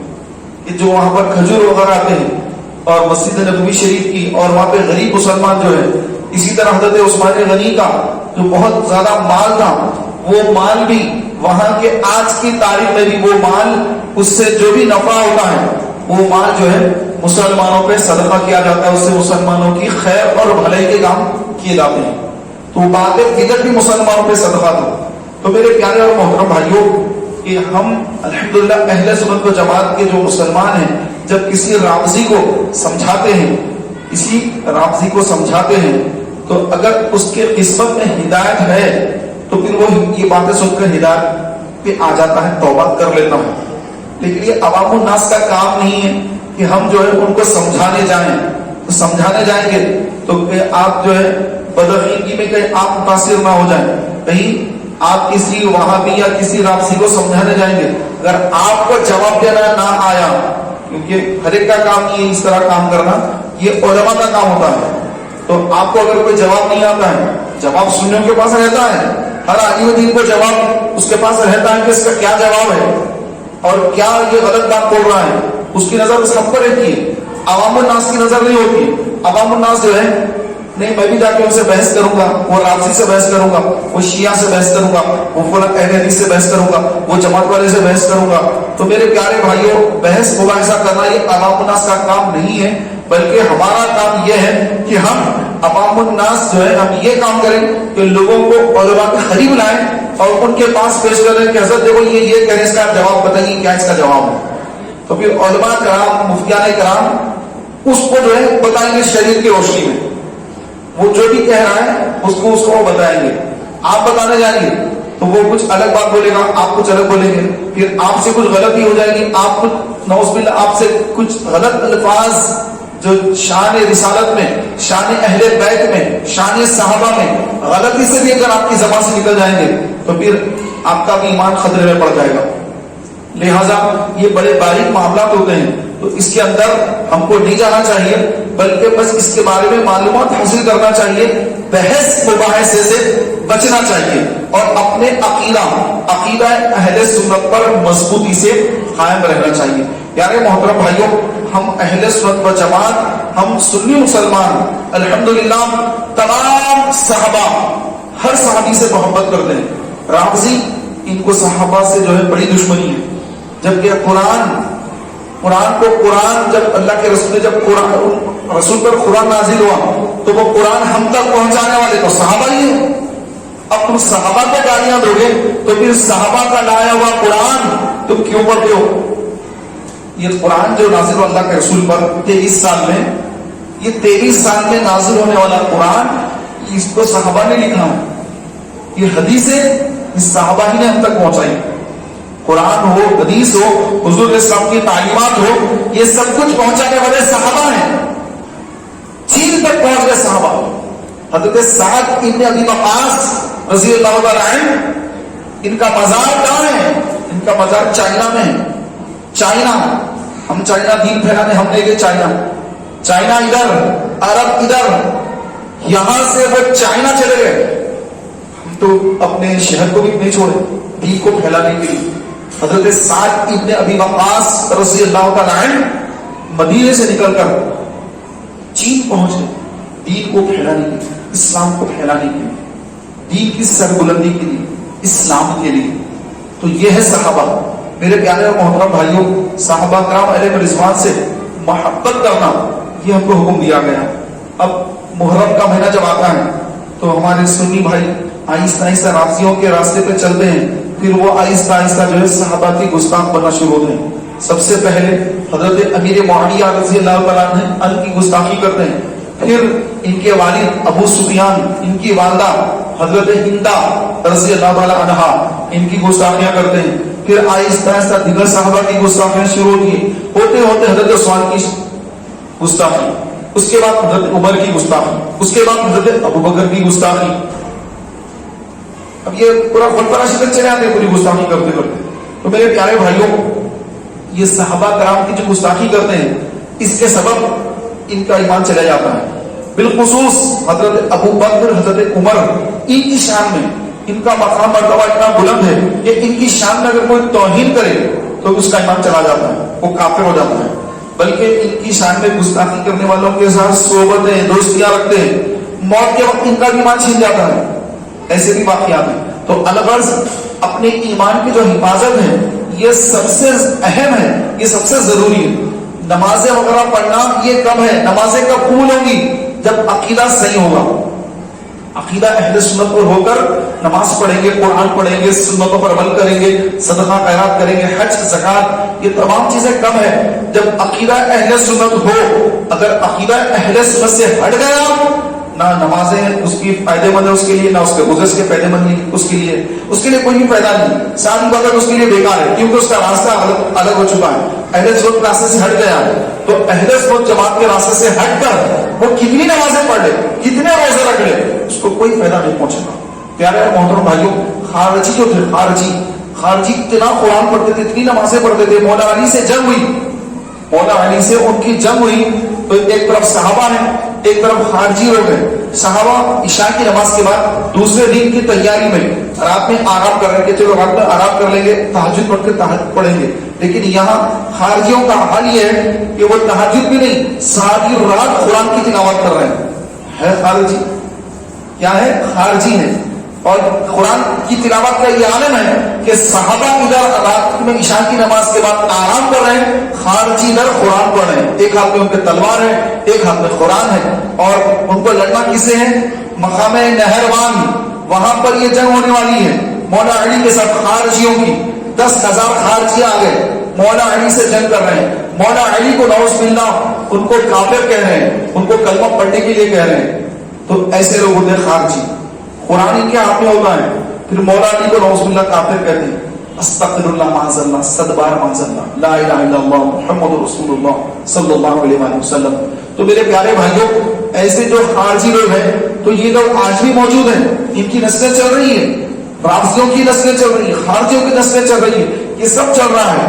ان تمام فتنوں میں اہل سنت و جماعت کو محفوظ اگر رہنا ہے تو پھر ان کو اہل سنت جماعت کے امام، جن کو دنیا امام اہل سنت کہتی ہے، تو ان کی تعلیمات پر عمل کرنا ہوگا، ہر بدعقیدے سے دور رہنا ہوگا، کسی بدعقیدے سے نہ کوئی دوستی، نہ اس سے رشتہ، نہ اس سے سلام کلام، نہ اس کے ساتھ کھانا پینا، نہ اس کی دعوتوں میں جانا، بلکہ اس سے دور رہیں۔ وہ کس کے لیے؟ اللہ اس کے رسول کے لیے۔ قیامت کے دن جو سوال ہوگا، ایک سوال یہ بھی ہونے والا ہے قیامت کے دن، اللہ تعالیٰ پوچھے گا کہ اے بندے، کیا تو نے میری خاطر کسی سے محبت کی، اور میری خاطر کیا تو نے کسی سے دشمنی کی، عداوت کی؟ تو یہ سوال ہر ایک سے ہوگا۔ تو اللہ کے لیے محبت، اللہ کے لیے دشمنی، یہ ہر ایک سے اس کے بارے میں سوال ہوگا۔ تو ہماری جو دوستیاں ہیں اور ہماری جو دشمنیاں ہیں، ہماری دوستیاں اللہ کے لیے ہونی چاہیے، ہماری دشمنیاں اللہ کے لیے ہونی چاہیے۔ دوستیاں کس سے؟ یا رسول اللہ کہنے والوں سے دوستیاں، اگرچہ کہ ذاتی دشمنیاں کیوں نہ ہو، ذاتی دشمنیوں کو بھلا دینا ہے۔ سنی اگر کوئی تکلیف دے، درگزر کر کے معاف کر دینا، پھر صلح صفا کر کے پھر ان سے دوستی جوڑ لینا ہے۔ لیکن اگر کوئی قریبی ہے، رشتے دار ہے، بھائی ہے، اور بدعقیدگی کے اس کے اندر جراثیم آ گئے ہیں، صحابہ کو گالیاں دیتا ہے، اہل بیت کی توہین کرتا ہے، رسول پاک کی شان پہ گستاخی کرتا ہے، اگرچہ کہ بھائی کیوں نہ ہو، اس سے دوری اختیار کرنا، اس سے نفرت کرنا، اس سے اللہ اس کے رسول کے لیے اس سے دشمنی کرنا، اس کے بارے میں سوال ہوگا۔ تو اللہ کے لیے دوستیاں، اللہ کے لیے دشمنی، تو یہ محض اللہ کے لیے دوستی ہونا ہے۔ ہماری دوستی ہر سننے سے ہو، ہر سننے سے محبت کرے، اور ہر بدعقیدہ جو گستاخ رسول ہے، گستاخ صحابہ ہیں، گستاخ اہل بیت ہے، اس سے ہماری دشمنی، اس سے ہماری دشمنی، اس سے کوئی محبت نہیں، اس کے ساتھ ہماری کوئی جو ہے رشتے داریاں نہیں، شادی بیاہ، رافضی لڑکا سنی لڑکی کوئی رشتہ نہیں، اہل حدیث لڑکی سنی لڑکا یا اہل حدیث لڑکا سنی لڑکی، ایسے رشتے کرنا یہ ناجائز حرام ہے، یہ رشتہ ہو ہی نہیں سکتا ہے، لیکن لوگ کرتے ہیں، لوگ غیر مسلموں سے بھی شادیاں کر لیتے ہیں، فلموں میں کام کرنے والے نام کے مسلمان رہتے ہیں، فلم ایکٹر فلموں میں کام کر رہے ہیں، نام رکھ لیا یہ وہ، پھر ایک غیر مسلم کا نام جس کا ہوتا ہے اس سے شادی کر لیتے ہیں، ان کے بچے بھی ہوتے ہیں، وہ بچے بھی جو ہے پھر وہی رستے پہ چلتے رہتے ہیں۔ تو میرے پیارے بھائیوں، یہ حرام حرام حرام، اگر وہ مسلمان ہے تو حرام، لیکن اگر مسلمان ہی نہیں، صرف نام کا مسلمان ہے اور اس کے کام سارے کافروں جیسے ہیں، تو مسلمان ہے ہی نہیں، اس کے لیے تو سب ٹھیک ہے، کیونکہ وہ خود ادھر آیا ہی اسلام کے اندر داخل ہی نہیں ہوا ہے، تو اس کے لیے دائرہ تو ہے ہی نہیں، دائرہ تو اس کے لیے ہے جو مسلمان ہے۔ اب نام رکھنے سے کچھ نہیں ہوتا ہے، کوئی اپنا نام یہ رکھ لے وہ رکھ لے یہ رکھ لے، اس سے کچھ نہیں ہوتا ہے، اس کا نام مسلمان ہے۔ اس کے بعد اب اس کا عقیدہ کیا ہے؟ اگر وہ مسلمان نام رکھنے کے بعد صحیح مسلمان اگر ہے، پنج وقت نماز کا پابند ہے اور شریعت پر عمل پیرا ہے، سنی ہے، تو سب کچھ بدعقیدہ ہے، کچھ بھی کر لے بھائی، ہمیں تجھ سے کوئی لینا دینا نہیں، تجھ سے ہمارا کوئی لینا دینا نہیں۔ اب بلا وجہ لوگ تیرے دشمن ہے، غیر مسلم تیرے نام کی وجہ سے تیرے دشمن ہے، نام کیوں رکھ لے، نام بھی بدل لے، تاکہ تیری دنیا تو سنوری رہے، کہ تیری دنیا جو ہے اس لیے بگڑ رہی کہ تیرا نام مسلمانوں جیسا ہے۔ بننا ہے تو پکا مسلمان بن، صحیح مسلمان بن، اور کام بھی مسلمانوں والے کر، لیکن تو ایک ماڈل بن گیا، نوجوان تو پیچھے جاتے ہیں ہمارے، اور پھر تو ایسی ایسی حرکتیں کر رہا ہے، ایسے ایسے کام کرتا ہے کہ تمہارے کاموں کی وجہ سے ہمارے نوجوان نعوذ باللہ شادی بیاہ کے معاملے میں جو ہے اپنے بڑوں سے مشورہ نہیں کرتے، علماء سے مشورہ نہیں کرتے، نعوذ باللہ شادی سے پہلے ہی غیر مسلموں سے یا ان سے دوستیاں کرتے ہیں، اور پھر ان کے ساتھ نعوذ باللہ شادیاں کرتے ہیں۔ تو یہ یاد رکھیں پیارے بھائیوں، اہل سنت جماعت کا لڑکا ہو کہ لڑکی ہو، اس کا نکاح اہل سنت سے ہی ہوگا، نہ رافضی سے ہوگا نہ خارجی سے ہوگا. اگر کوئی صحیح عقیدہ سنی مسلمان رہ کر رافضی لڑکی یا خارجی لڑکی سے شادی کرے گا تو ایسی شادی کرنا حرام. یا کوئی سنی لڑکی ہو اور رافضی لڑکے سے شادی کر رہی ہے, سنی لڑکی ہے کسی خارجی لڑکے سے شادی کر رہی ہے, تو یہ اس کے لیے حرام ہے. اور جو حرام کو قطعی حرام کو جو حلال کہے, حرام کو اگر کوئی حلال کہے تو ایسا کہنے والا تو کافر ہو جاتا ہے. جو حرام ہے اس کو حرام جان لے, حرام جان کر کرے گا تو حرام کا گناہ ہے, لیکن حرام کو حلال کہے گا اور کرے گا تو کافر ہوگا. مثلا اگر کوئی شراب پیتے وقت, شراب چونکہ قطعی حرام ہے, شراب حرام ہے, زنا حرام ہے, چوری کرنا حرام ہے, کسی مسلمان کو ناحق قتل کر دینا حرام ہے, تو جتنے حرام کام ہیں, جھوٹ بولنا بھی حرام ہے, تو جتنے حرام کام ہیں, نعوذ باللہ اگر کوئی مسلمان بسم اللہ پڑھ کر حرام کام کرے گا کافر ہو جائے گا. شراب ہے, لے کر پی رہا ہے, بسم اللہ الرحمن الرحیم پڑھ کے شراب پیے گا, اسی وقت کافر ہو جائے گا. بسم اللہ الرحمن الرحیم کہہ کر زنا کرے گا, اسی وقت کافر ہو جائے گا. البس حرام کام اگر بسم اللہ پڑھ کر کرے گا تو کافر. اسی طرح حرام کو اگر حلال کہے گا, جو حرام قطعی ہے اس کو حلال کہے گا تب بھی کافر. حرام کو حرام جاننا, حلال کو حلال جاننا. اگر عمل نہیں ہو سک رہا ہے تو عمل نہ کرنے کا گناہ ہوگا, لیکن انکار کا تو جو کفر جو سر پر آ رہا ہے اس سے تو بچا رہے گا. تو پیارے محترم بھائیوں, سنیوں کو چاہیے کہ اہل سنت و جماعت اپنے عقائد کی حفاظت کرے, اپنے عقیدے کی حفاظت کرے اور بدعقیدوں کی صحبت نحوست سے اپنے آپ کو بچائے, ورنہ دیکھتے ہی دیکھتے اس کے جراثیم ہمارے اندر آ جائیں گے.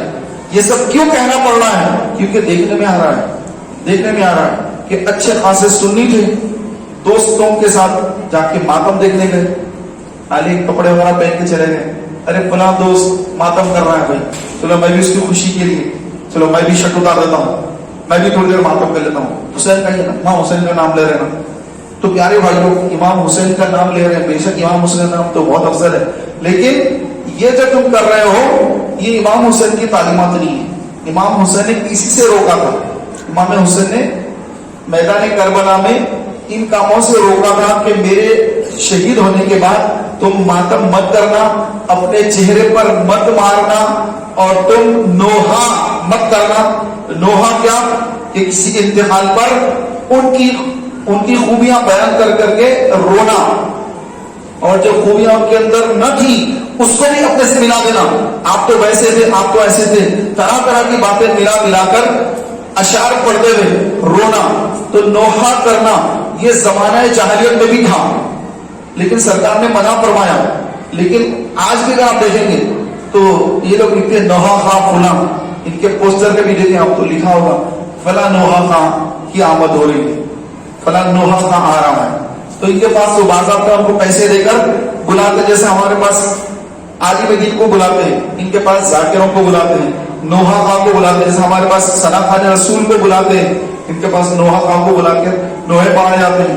تو یہ اسلام میں حرام ہے, لیکن وہ صحابہ کی گستاخیاں وغیرہ کر کے اسلام سے تو باہر ہی جا چکے ہیں, ان کا تو اسلام سے لینا دینا کچھ ہے نہیں. اب باہر کے لوگوں کو نہیں معلوم ہوتا ہے, باہر کے لوگ یہ سمجھتے ہیں, غیر مسلم یہ سمجھتے ہیں کہ یہ شیعہ مسلمان ہیں, لیکن ہم کو تو معلوم ہے کہ وہ کتنے مسلمان ہیں. اسی طرح قادیانی یہ بھی بڑا فتنہ ہے کہ رسول پاک علیہ السلام نے یہ فرمایا تھا کہ میرے بعد 30 دجال دنیا میں آئیں گے جو جھوٹے نبوت کے دعوے دار ہوں گے. اس میں کوئی نبی نہیں ہوگا کیونکہ نبوت مجھ پہ ختم ہو چکی ہے. میرے بعد کوئی نبی ہوتا, عمر ہوتا, لیکن اللہ نے نبوت کو ختم فرما دیا. لیکن میرے بعد آئیں گے 30 دجال آئیں گے جو اپنے آپ کو نبی کہیں گے, وہ جھوٹے ہوں گے. تو اس میں سے ایک فتنہ اس ہمارے دور کے اندر بھی گزرا جس کا نام تھا غلام احمد قادیانی. تو یہ بھی ایک بڑا فتنہ ہے. تو اس کے ماننے والے بھی 100% کافر ہیں, اس کے ماننے والے 100% کافر ہیں, کیونکہ یہ جو ہے رسول پاک صلی اللہ علیہ وسلم کے بعد غلام احمد قادیانی کو نبی مانتے ہیں اور ایک نبی اس کو مانتے ہیں. تو حضور کے بعد اگر کسی اور کو نبی مانے گا تو وہ کافر ہو جائے گا، 100% وہ کافر ہوگا. اس کے کفر پہ کوئی شک کرے گا تو وہ بھی کافر ہو جائے گا. یہ خارجی رافضی یہ مسلمانوں کے اندر کے گمراہ فرقے ہیں، لیکن وہ تو ٹوٹلی باہر ہی ہو گیا، تو ٹوٹلی باہر ہے. تو میرے پیارے اور محترم بھائیوں، باہر کا فتنہ بھی ہے لیکن لوگوں کو اندر کا دکھتا ہے، کیونکہ وہ لوگ ٹوپی پہنتے ہیں، وہ لوگ مسجدوں کو آتے ہیں، احمدی نام مسجد کا نام احمدیہ مسجد نام رکھتے ہیں، اور ان کی عورتیں جو ہے وہ مسلمانوں سے شادیاں کر لیتی ہیں، پھر یہ مسلمان بچوں سے شادیاں کر لیتے ہیں قادیان. تو جب کبھی آپ کے گھر میں کسی کی شادی ہو رہی ہو، آپ کے بھائی کے بچوں کی، بہن کے بچوں کی، یعنی بھتیجوں کی، بھانجوں کی، یا آپ کے بچوں کی، یا خاندان میں پڑوس میں جس کی بھی شادی ہو، تو لڑکے کی یا لڑکی کی اچھی سے تحقیق کریں کہ یہ سنی ہے یا وہابی ہے، رافضی ہے یا قادیانی ہے، کیا ہے نہیں معلوم. اب شادی کرنے کے بعد میں اگر پتا چلے گا تو پھر بڑی آپ کو پریشانی ہو سکتی ہے. لہذا شادی سے پہلے ہی تحقیق کریں، اچھے سے معلومات حاصل کریں. اور معلومات اچھے سے معلومات کون دیتے ہیں؟ پڑوس آزو بازو گھر والے، سامنے گھر والے، ان کو سب پتا ہوتا ہے کہ ان کے گھر میں کیا ہو رہا ہے. ان کو سب پتا ہوتا ہے کہ یہ کس طریقے کے، ان کے گھر میں کیا ہوتا ہے کیا نہیں. گھر کے آزو بازو گھر کی آوازیں آتی نا باہر، ان کو سب معلوم ہوتا ہے، پڑوسیوں کو سب معلوم ہوتا ہے. تو ان سے اچھے سے تحقیق کریں کہ واقعی یہ سنی ہے، اہل سنت و جماعت سے ہے یا پھر کوئی اور جماعت سے. کیونکہ ایسے جو دوسرے گمراہ جماعتوں کے لوگ ہوتے ہیں وہ بڑی دینداری کی باتیں کرتے ہیں، ارے جہیز کی ضرورت نہیں ہے صاحب، ارے ایسا ارے ویسا، ایسی اچھی باتیں کریں گے کہ سامنے والا متاثر ہو جائے گا، سمجھے گا کہ ارے بھائی وہ تو بڑے اسلامی عمل کرنے والے، اتنا عمل تو میں بھی نہیں کرتا، میرے سے زیادہ ہی عمل کرتے ہیں، ماشاء اللہ ماشاء اللہ. خوش ہو کے جو شادی طے کر دیتے ہیں، رشتہ پکا کر دیتے ہیں، بعد میں جو ہے اس کو معلوم ہوتا ہے ارے یہ کیا ہوا، آپ کیا کریں گے. تو میرے پیارے بھائیوں، اب تو آپ کی بچی پہ دھبا لگ گیا ہے یا آپ کا بچہ پھنس گیا ہے. تو میرے پیارے اور محترم بھائیوں، کہ جب ہم نکاح وغیرہ شادی وغیرہ کرتے ہیں تو جب بھی علماء سے رہنمائی حاصل کریں کہ کیسی لڑکی سے شادی کرنا چاہیے. لڑکی شادی کر رہی ہے تو اس کے باپ کو، بھائیوں کو چاہیے کہ لڑکا کیسا ہو، کہ ہم اپنی بچی کا نکاح یا ہم اپنے بیٹے کا نکاح، بیٹی کا نکاح، بیٹے کا نکاح کیسے لڑکے سے کریں، کیسی لڑکی سے کریں. شریعت نے کیا حکم دیا ہے کہ لڑکا دیندار ہو، کیسا لڑکا ہو. آج کل کیا دیکھتے ہیں، پیسہ کتنا ہے، کماتا کتنا ہے، کتنا کماتا ہے یہ دیکھتے ہیں. داڑھی وغیرہ نہ ہو، کلین شیو لڑکا ہو، اور امریکہ میں اس کی جاب ہو اور فیملی ویزا ہو، یا گلف میں ہے تو اس کو فیملی ویزا ہونا چاہیے اور کلین شیو ہونا چاہیے، اچھی اس کی 2-3 لاکھ 5 لاکھ سیلری ہونا چاہیے. بس یہ دیکھتے ہیں کس عقیدے کا ہے، نماز پڑھتا، نماز نہیں پڑھتا، اس سے کوئی لینا دینا نہیں. بس جتنا کماتا ہے، دیکھنے میں بڑا خوبصورت ہے، بڑا ہینڈسم ہے، اور باہر رہتا ہے فیملی ویزا ہے، یہاں پر اگر ہے تو کروڑ پتی ہے، ارب پتی ہے. تو ہم یہ دیکھتے ہیں. لیکن کب اس کی زبان سے کفر نکل جائے گا، کب وہ کفر بک کر بھی بیوی کے ساتھ رہے گا میاں بیوی کی طرح. جب کہ زبان سے کبھی کفر نکل گیا تو اب اس کی بیوی اس کے نکاح سے نکل گئی، اس کی بیعت بھی ٹوٹ گئی، اسلام سے نکل گیا. اسلام سے نکل گیا تو اب کہاں نکاح رہا، کہاں پیری مریدی، کہاں اس کی بیعت رہی، سب ختم ہو گیا. تو اب بچے بھی ہو رہے ہیں، ارے نکاح ٹوٹ گیا لیکن بچے ایک کے بعد بچوں کی پیدائش چل رہی ہے. تو پھر اب ایسے جو بچے ہیں جب یہ بڑے ہوتے ہیں تو پھر یہ کیا کرتے ہیں، اب یہ حضور کی شان میں گستاخیاں کرتے ہیں. کیوں؟ کیونکہ ان کے ماں باپ جو ہے رشتہ ختم ہونے کے بعد ان کی پیدائش ہی ہو رہی ہے، تو یہ ایک گناہ سے پیدا ہو رہے ہیں. تو اسی لیے فرمایا گیا، ایک حدیث پاک آپ کو سنا کر اپنی بات ختم کر رہا ہوں. حدیث پاک میں ہے قرب قیامت سے پہلے آہستہ آہستہ لوگ اپنے دین کو چھوڑ کر، اسلام کو چھوڑ کر کفر کی طرف چلے جائیں گے، کفر میں مبتلا ہوں گے. وجہ کیا ہے؟ اس کی وجہ ایک یہ بھی ہے کہ مسلمان نکاح ٹوٹنے کے بعد بھی اپنے ازواجی تعلقات بنائے رکھے گا، جس کے سبب اس کو حرام کی اولادیں پیدا ہوں گی. جب حرام کی اولادیں ہوں گی تو پھر وہ حرام سے بڑھ کر کفر میں مبتلا ہوں گی. اسلام بیزار رہیں گے، عورتیں ہوں گی تو پردے سے بیزار ہوں گی. یہ پردہ کیا ہے؟ وہ بے پردہ پھرنا چاہیے گا، مرد اگر ہے تو اس کو اسلام سے جو ہے دوری اختیار کرنا اس کا ذہن بن جائے گا. یہ نماز وغیرہ کیا ہے؟ یہ سب ضروری نہیں ہے. کیا ضروری ہے؟ داڑھی کیا ضروری ہے؟ کیوں یہ کرنا؟ یہ کیوں کرنا؟ یہ کیا ہے؟ وہ کیا ہے؟ یہ وہ طرح طرح کی اسلام پر جو ہے باتیں کرے گا. تو ایسے لوگ آپ کو بہت سارے نظر آئیں گے. تو میرے پیارے بھائیوں، تو اس کی بنیادی وجہ یہ ہوتی ہے کہ ہم ایسے لڑکے کو جو حفظ قرآن کیا ہوا ہے، عالم دین ہے، دیندار ہے، اس کو ترجیح نہیں دیتے. داڑھی رکھا ہوا ہے اس کو ترجیح نہیں دیتے. ہم کس کو دیکھتے ہیں؟ بچی کی شادی ہے، لڑکے کی شادی، لڑکی کی، ہماری لڑکی کی شادی ہے تو لڑکا کیسا ہو؟ ایک دم ہینڈسم ہو بھائی، زبردست ہینڈسم لڑکا ہو. داڑھی والا نہیں چلے گا، داڑھی امامہ والا، یہ مولانا نہیں چلے گا بھائی.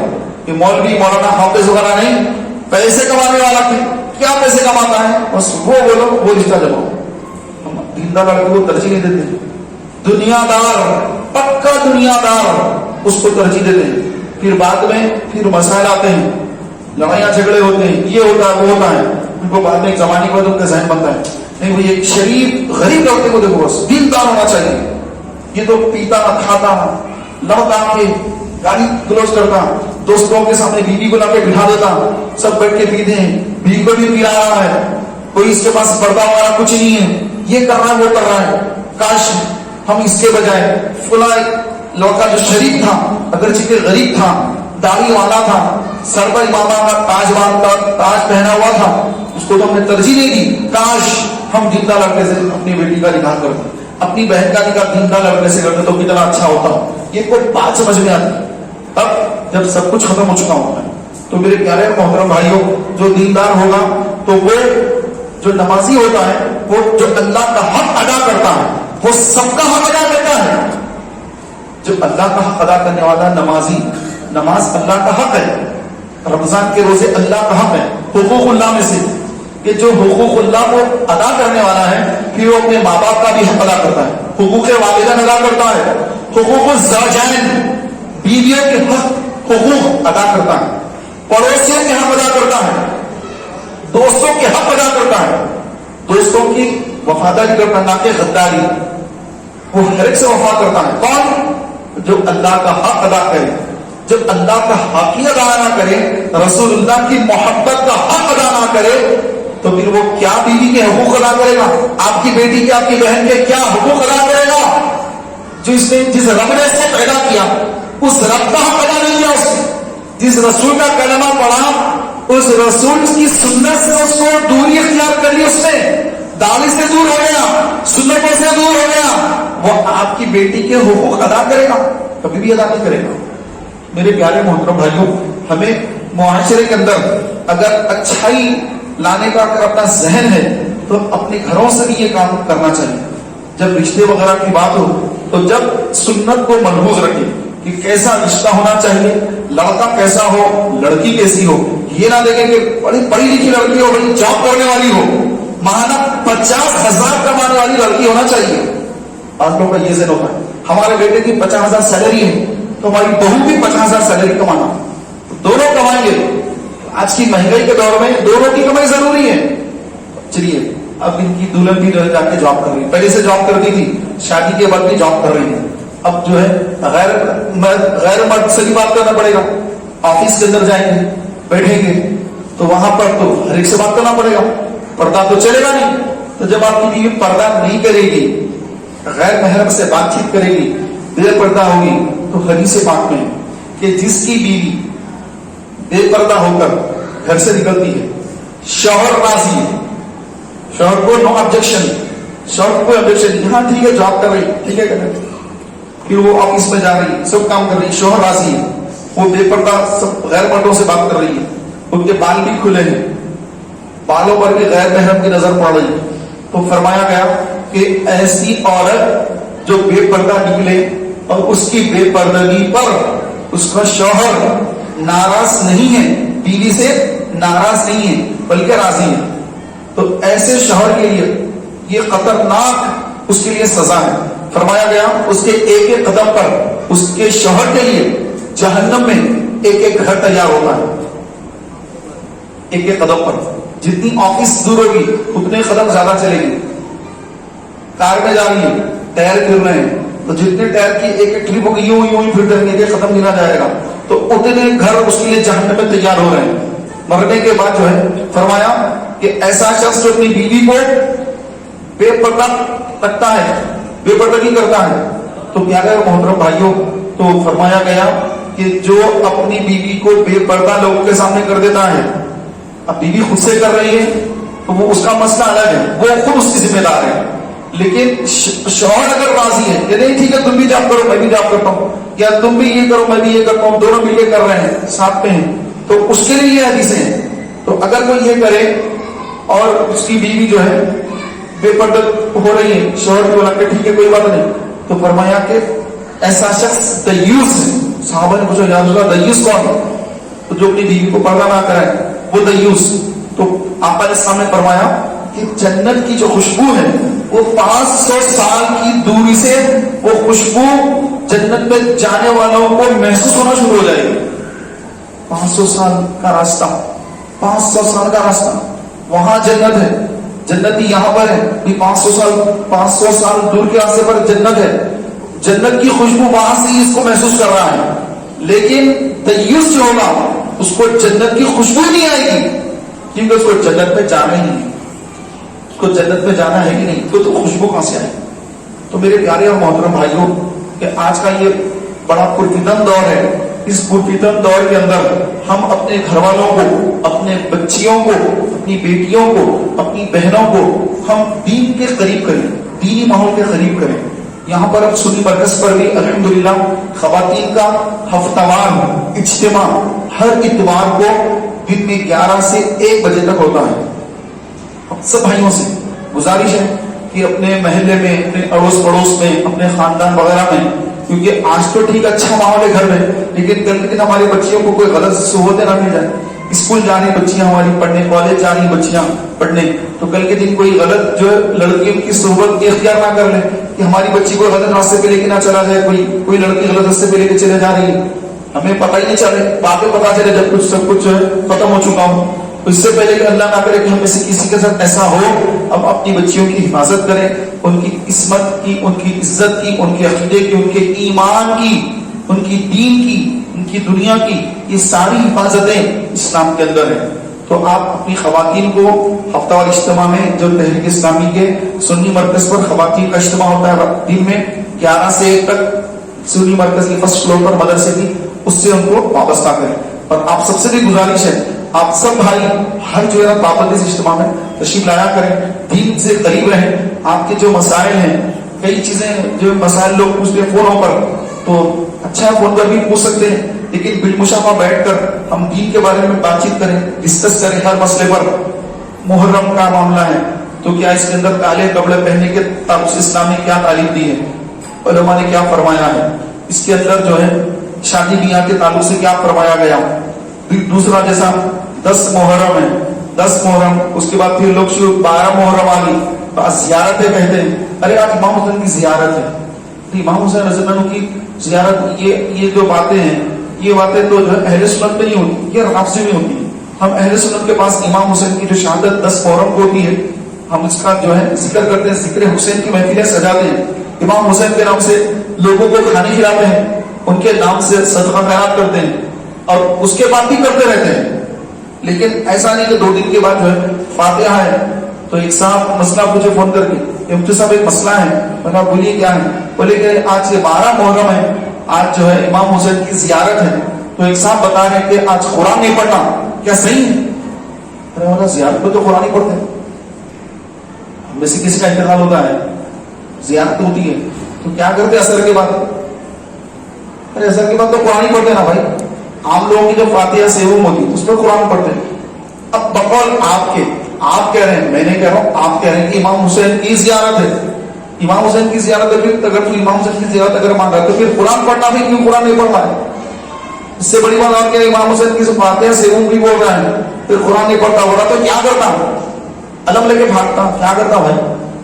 ارے قرآن نہیں تو اور کیا پڑھے گا پھر؟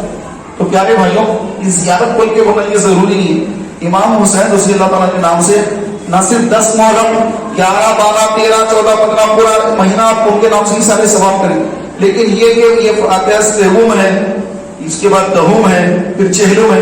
یہ تھا رافضیوں کا طریقہ. ان کے پاس 40 ہوتا ہے. 40 سنا ہوگا آپ نے، 40 ہوتا ہے. 40 کا ماتم کرتے ہیں.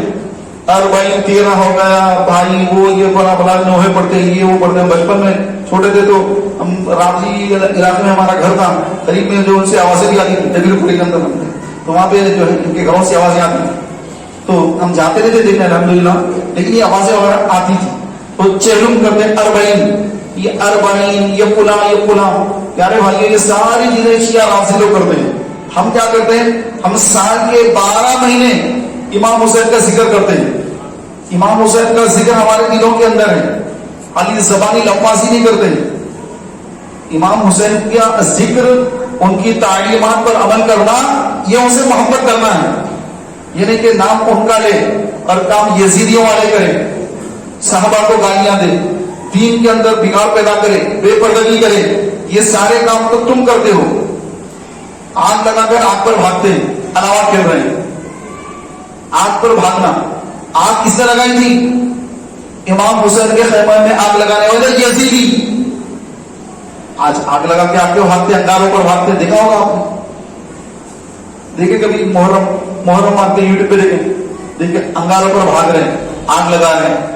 آگ لگانا امام حسین کے خیمے پر، اہل بیت نبوت کے خیموں کو آگ لگانے والے یزیدی. تم آگ لگا کر آگ پر بھاگ رہے ہو اور بول رہے کہ ہم حسینی ہیں، ہم امام حسین کے چاہنے والے ہیں. ارے تو یہ انگار کیوں لگا کر اندر میں بھاگ رہے میرے دوست؟ کیا کر رہا ہے تو؟ اور اس کو دیکھنے کے لیے ہمارے لوگ بھی چلے آتے ہیں. ارے آپ کے چولا کو کچھ جل رہا نہیں، کچھ بھی شیطان آ گیا اس کے اوپر. اپنی درگاہ پہ جا کے دیکھی کوئی جن کے آنکھ پہ شیطان چڑھ جاتا تو تیر کے اوپر چڑھتے کودتے دھن مل کے کو ماری نہیں لگتا. اب کیا کہتے ہیں؟ اب کیا بولتے ہیں آپ؟ ارے نہیں بھائی یہ بھی کچھ کرامت ہے. کرامت وغیرہ نہیں، اس کے آنکھ پہ شیطان ہے، اس کے آنکھ پہ بھی شیطان ہے. تو پیارے بھائیوں یہ رافضی شیطان آ جاتے ہیں. آپ کو پتا ہے بہاری شریف میں لکھا ہوا ہے کہ جنات کے اندر بھی سنی جنات ہوتے ہیں، وہابی جنات ہوتے ہیں، خارجی جنات ہوتے ہیں، رافضی جنات ہوتے ہیں، دیوبندی وہابی جنات بھی ہوتے ہیں. جنات میں بھی ہر فرقہ بنا ہوا ہے، سنی بھی ہوتے ہیں. اعلیٰ حضرت کے خلیفہ مفتی امجد علی آصفی رحمۃ اللہ علیہ، جن کی کتاب بہار شریعت پورے ورلڈ وائڈ چلتی ہے، جب تک اس کو نہ پڑھے کوئی عالم بنتا ہی نہیں. بڑے بڑے علماء بھی اس کو پڑھ کے مسئلے بتاتے ہیں. اس پہ لکھا ہوا ہے کہ جنات کے اندر بھی ہر قسم کا فرقہ موجود ہے.